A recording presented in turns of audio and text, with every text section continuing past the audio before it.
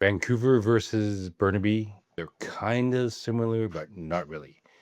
I know they're next door to each other, but the neighborhoods and the types of housing options that you have are really different.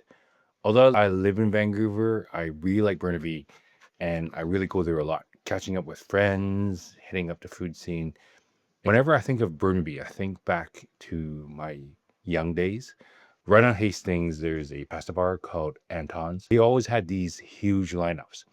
And the longest I've stood in line is actually 2 hours. Actually, in the greater Vancouver area, there's been two restaurants that I've stood in line for 2 hours ever. One is Anton's, and the other one is Steffels on Davie Street in downtown Vancouver.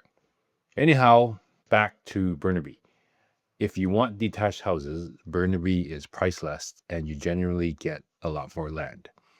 So let me describe that. So the typical standard lot in Vancouver is 33 by 122, so 4,000 square feet.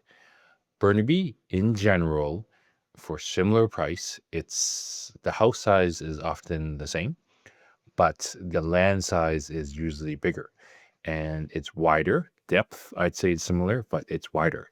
And you get about 50% more land. You get about 600 square feet. Now, there's certain pockets where in Burnaby where it's basically still the standard lots, and you see more of those in East Burnaby and maybe in the Wellington Heights area and Capitol Hill.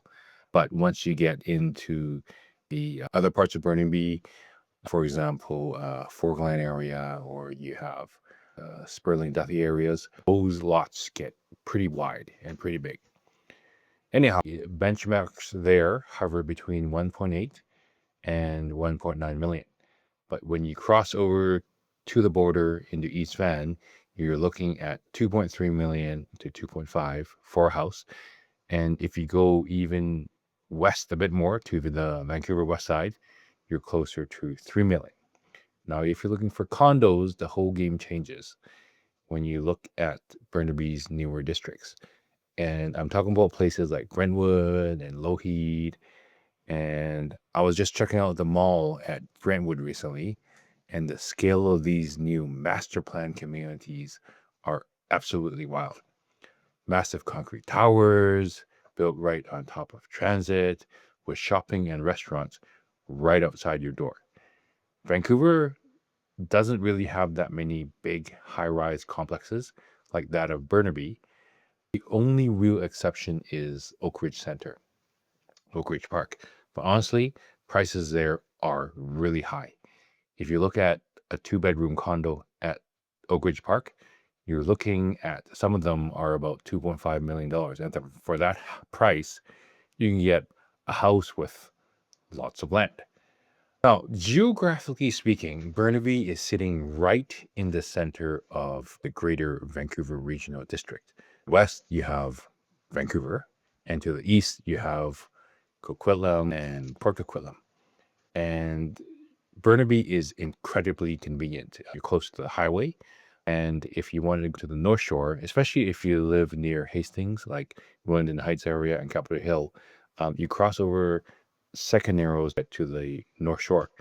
It's a lot quicker to get to the North Shore from Second Narrows versus Lions Gate Bridge. Ultimately, Vancouver gives you that classic city lifestyle. Burnaby gives you incredible transit-connected master plan hubs, better regional access to highways, and a lot more breathing room for your budget.